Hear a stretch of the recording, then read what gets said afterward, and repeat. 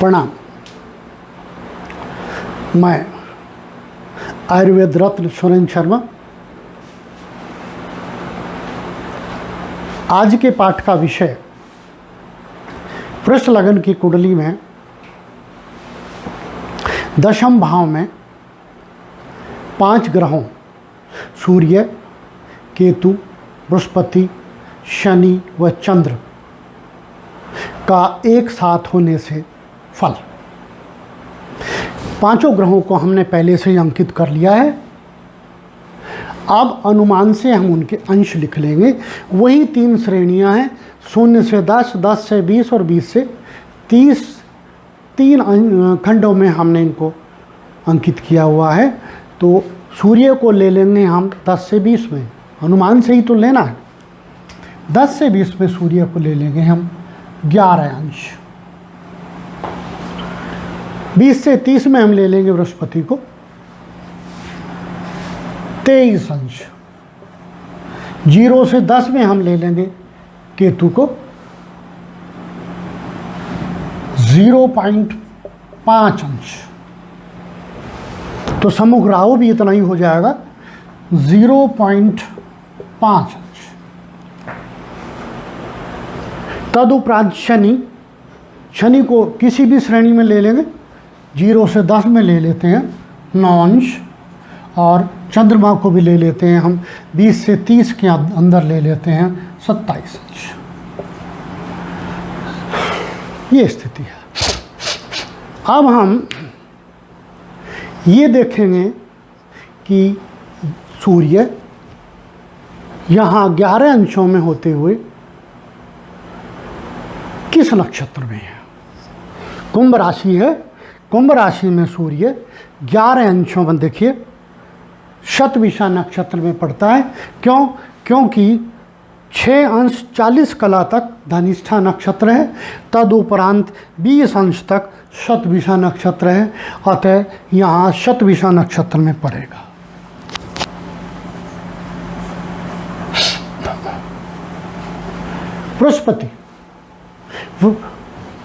बृहस्पति यहाँ कुंभ राशि में, देखिए, 23 अंशों में। कुंभ राशि में बृहस्पति पूर्वा भाद्रपद में पड़ेगा।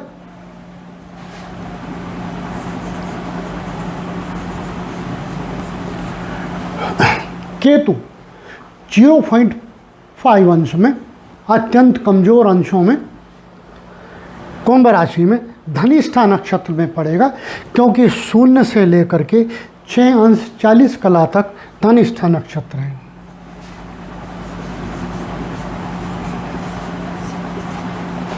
शनि कुंभ राशि में 9 अंशों में, देखिए, ये भी शतभिषा नक्षत्र में पड़ेगा।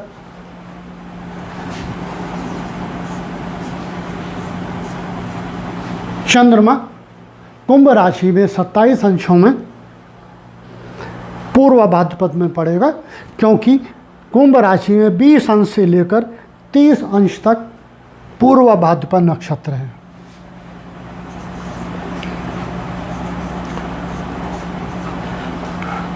तदुपरांत सम्मुख बैठा राहु यहाँ सिंह राशि में होकर के 0.5 अंशों में यहाँ मघा नक्षत्र में पड़ेगा। क्योंकि सिंह राशि में 0 से लेकर 13 अंश 20 कला तक मघा नक्षत्र है। मघा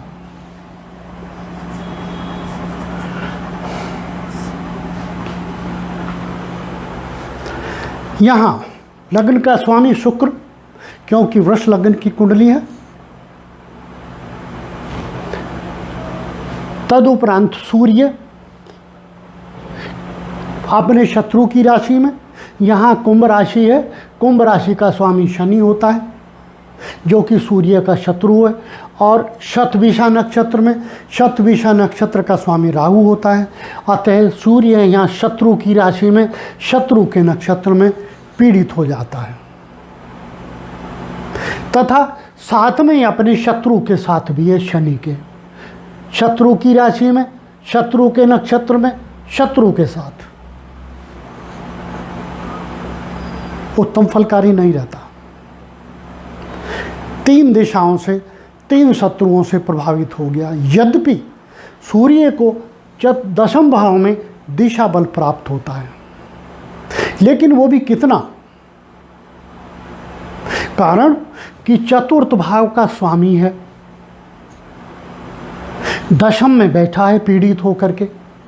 यदि उसे दशम भाव में दिशा बल प्राप्त है, जैसा कि ज्योतिष कहती है, परंतु यहाँ तो उत्तर दिशा का स्वामी है। सिंह राशि उत्तर दिशा में है, ये पूर्व दिशा, ये दक्षिण दिशा, पश्चिम दिशा, उत्तर दिशा। तो यहाँ चतुर्थेश होकर के दशम में बैठा है, यहाँ उत्तर दिशा का स्वामी है। दोनों तरफ एक ही ग्रह को दिशा बल प्राप्त नहीं हो सकता। यदि हम दशम में माने तो चतुर्थेश का फल खराब हो जाता है, परंतु वहाँ बैठा हुआ सूर्य पीड़ित होते हुए भी अपनी सप्तम दृष्टि से चतुर्थ भाव में अपनी राशि को देखता है, अतः चतुर्थ भाव से प्राप्त होने वाले लाभों में वृद्धि करता है। कौन कौन से लाभ? चतुर्थ भाव से प्राय परिवार का लाभ प्राप्त होता है, परिवार के सुख, वाहन के सुख, अपने द्वारा निर्मित घर के सुख, भिन्न भिन्न प्रकार के सुखों का भाव है ये। जितने भी तरीके से सुख प्राप्त हो सकते हैं उनका भाव चतुर्थ है। भाग्य से भी जितने सुख प्राप्त होते हैं उनका भाव भी चतुर्थ कहा गया है। इसलिए यहाँ बैठकर सूर्य अपने सप्तम दृष्टि से जब चतुर्थ भाव को, अपनी राशि को बलि करता है, चतुर्थ के सुख दिलवाता है, परंतु वहाँ राहु बैठा हुआ है और वो भी पापी के नक्षत्र में।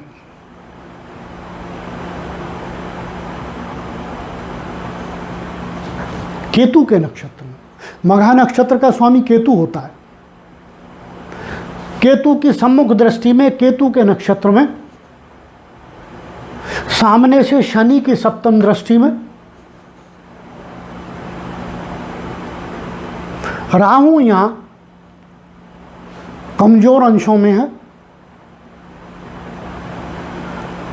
अतः राहु यहां इस चतुर्थ भाव को पीड़ित करता हुआ भी भारी क्षतिकारक नहीं है। उत्तम ग्रह, पापी ग्रह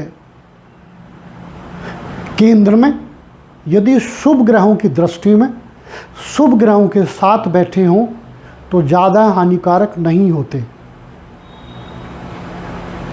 यहाँ चतुर्थ उत्तम भाव में है, बृहस्पति की दृष्टि में है, चंद्रमा की दृष्टि में है, अपने मित्र शनि की दृष्टि में है।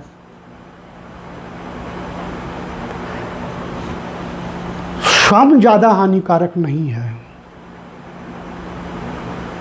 फिर भी क्योंकि शनि और राहु का प्रभाव है, चेस्ट में रोग तो देगा, लाभ तो बहुत कुछ देगा, चतुर्थ से प्राप्त होने वाले सुख भी प्राप्त होंगे। क्योंकि चतुर्देश सप्तमी दृष्टि से देख रहा है, लेकिन सुखों के साथ साथ बीमारी भी प्राप्त होंगे। राहु और शनि का प्रभाव यहाँ चेस्ट पर टीबी जैसी दिक्कतें करा दिया करता है। व्यक्ति बचपन से ही श्वास नली संबंधी रोगों से पीड़ित हो जाया करता है। माता से विवाद होते हैं, राजनीतिक लाभ से वंचिता रह जाती है, रोजगार में कमी आती है। क्योंकि यहाँ से बैठकर राहु केतु के नक्षत्र में होते हुए वहाँ पूरा दशम भाव को देखता है, रोजगार को बाधित करता है, रोजगार देर में प्राप्त होता है। यदि कोई व्यक्ति अपना व्यवसाय करे तो देर में उसे सफलता मिलती है। यहाँ से बृहस्पति अष्टम भाव के गुणों को लेकर के दशम में बैठा हुआ है। बृहस्पति और सूर्य केतु के साथ मिलकर बहुत उत्तम स्थिति बनाते हैं, उत्तम रोजगारदायी है। सुखों का कारक होकर सूर्य यहाँ कर्म भाव में बैठा हुआ है, सुख देना चाहता है, उत्तम कर्म भी देना चाहता है। बृहस्पति का सपोर्ट भी प्राप्त है, केतु का सपोर्ट भी प्राप्त है, इसलिए ये युतियाँ रोज राजयोगकारी हो जाती है। उत्तम व्यवसाय, उत्तम सरकारी नौकरी भी मिल सकती है, या और कोई ऐसी नौकरी भी मिल सकती है जिसमें सम्मान प्राप्त हो। परंतु बृहस्पति यहाँ अष्टम भाव का स्वामी होकर के दशम में बैठा है, कुछ भी आसानी से प्राप्त नहीं होने देगा। हर कर्म में बाधा उत्पन्न करेगा, तभी काम बनेंगे। कोई भी कर्म हो अपने परिश्रम से किया जाने वाला अटकेगा। अष्टम का कुप्रभाव वहां पर गया हुआ है। हाँ, शनि वहाँ स्वयं राशि में है, भाग्य का स्वामी होकर के है, अपने मूल त्रिकोण राशि में है। ऐसी स्थिति में सुख का स्वामी सामने बैठा हुआ है, कर्म का स्वामी यहाँ बैठा हुआ है, बृहस्पति वहाँ बैठा हुआ है। ऐसी स्थिति में व्यक्ति नेता भी बन जाया करता है, चुनाव भी जीत जाया करता है, सोने चांदी का व्यापारी भी हो जाता है, पुलिस फौज की नौकरी में भी चला जाता है, ज्ञानी होता है, शिक्षक भी बन सकता है, व्यापारी भी बन सकता है, और कोई व्यवसाय करना चाहे पोट्री आदि का कर सकता है, क्राफ्ट का रोजगार कर सकता है। इस प्रकार के व्यवसाय चुन सकता है, अच्छे चलेंगे। अटकाव तो आएंगे, क्यों? क्योंकि अष्टम भाव का प्रभाव वहाँ है। ऐसे व्यक्ति को राज्य में उत्तम पद प्राप्त हो जाया करता है, प्रशासनिक अधिकारी भी बन जाया करता है। यही शनि यहाँ बैठ करके जब दशम तृतीय दृष्टि से 12वें भाव को देखता है, स्वयं राशि का शनि है, जब 12वें भाव को देखेगा पीड़ित करेगा। क्यों? एक ही जगह सुख देगा, या तो यहाँ सुख देगा या यहाँ सुख देगा। यहाँ स्वयं राशि में है इसलिए यहाँ का सुख ज़्यादा देगा, वहाँ का सुख तो देगा नहीं, क्योंकि वहाँ पर मंगल की मेष राशि है। अतः इस भाव को पीड़ित ही करेगा, अनायास दूर दराज के भ्रमण कराएगा, धर्म में खर्च कराने से परहेज कराएगा। क्यों? क्योंकि यहाँ भाग्य का स्वामी भी है, शनि का स्वभाव है वो धर्म कर्म के प्रतिकूल होता है, साथ में राहु भी देख रहा है, और यहाँ पर राहु की भी नवम दृष्टि है, यहाँ से सप्तम अष्टम नवम, राहु की नवम दृष्टि है, शनि की तीसरी दृष्टि है। ऐसे व्यक्ति को मोक्ष प्राप्ति नहीं हो पाती, बहुत उपाय करने पड़ते हैं। ऐसे व्यक्ति को चाहिए ये कम से कम हवाई यात्रा करे, अन्यथा हवाई यात्राओं से हानि हो सकती है, एक्सीडेंट हो सकता है। कई बार सुना है हवाई यात्रा में प्लेन क्रैश हो गए।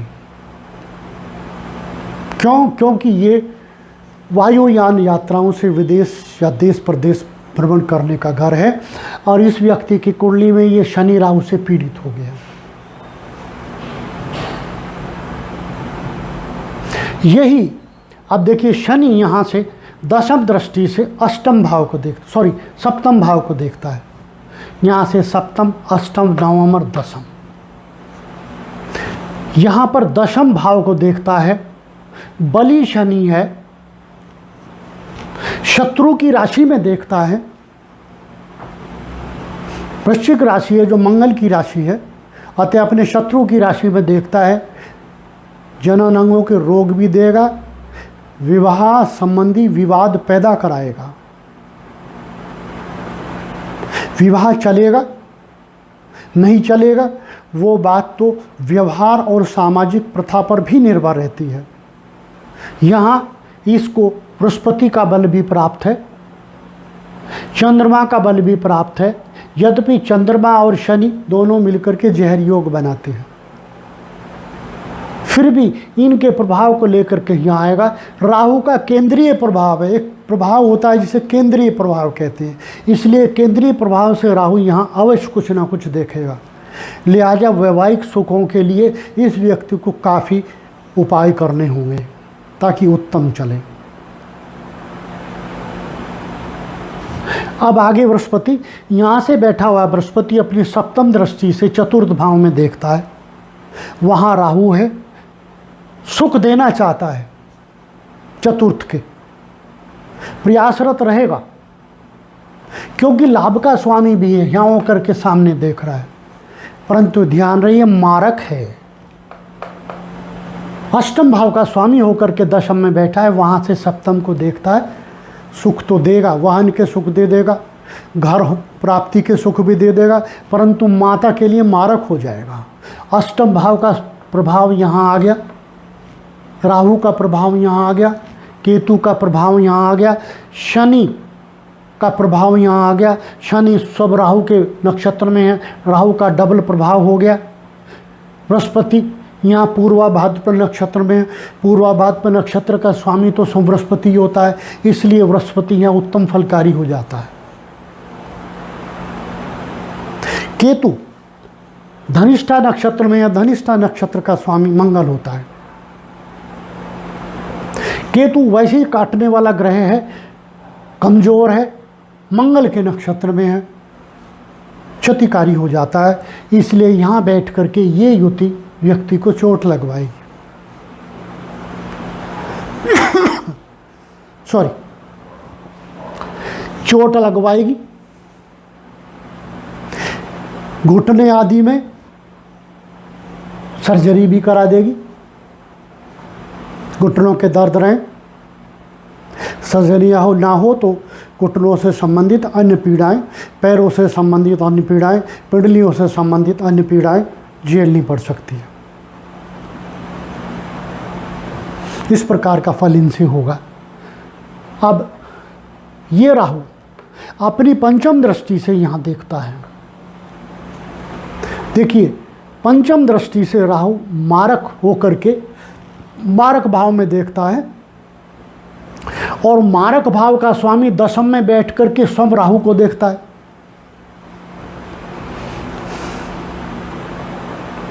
इसलिए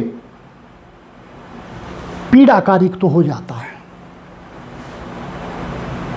पीड़ाकारी तो हो जाता है, वह बात अलग है। केंद्र में बैठा हुआ राहु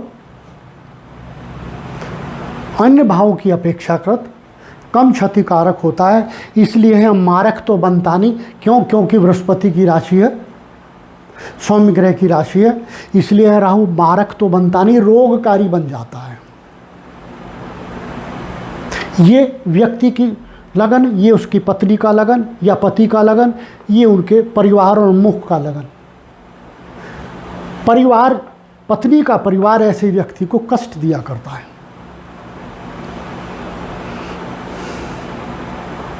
पत्नी वाणी से अच्छी नहीं होती या पति वाणी से अच्छा नहीं होता, विवादी होता है। इस प्रकार की स्थिति इन ग्रहों से फलित होती है। अब प्रश्न उठता है, ये सब हो गए, लाभ हो गया, हानि, रोग, व्यवसाय, ये चारों बातें हो गई। अब आता है उपाय। उपाय क्या किए जाएं ताकि इस प्राणी को कम कष्ट प्राप्त हो।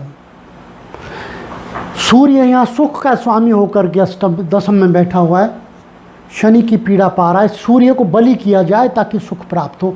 सूर्य के मंत्र जितने से अधिक से अधिक हो जपे जाएं।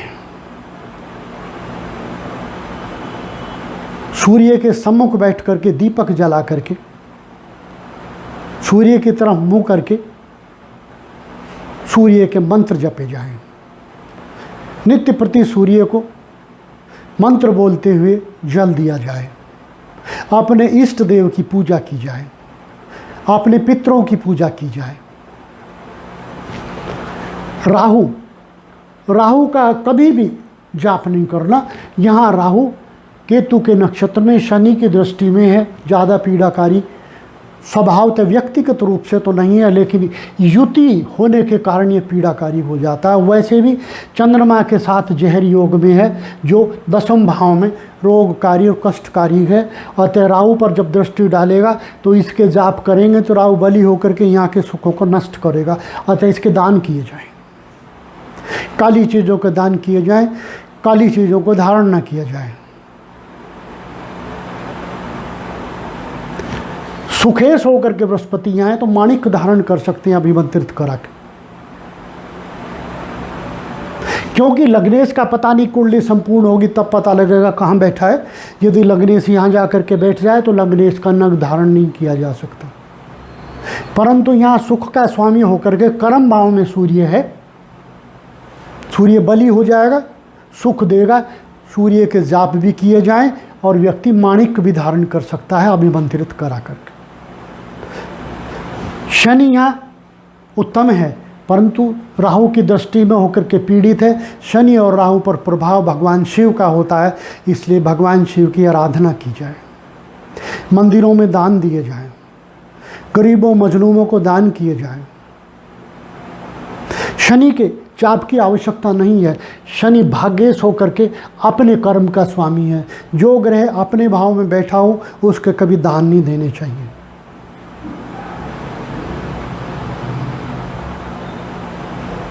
शनि चालीसा का पाठ कर लिया जाए ताकि शनि स्वभावतः क्षतिकारक ना रहे। इस प्रकार से आज का पाठ पूर्ण होता है। विनती है आप इस चैनल को लाइक और सब्सक्राइब करें ताकि आगे आने वाले पाठ निरंतर रूप से प्राप्त होते रहें। प्रणाम।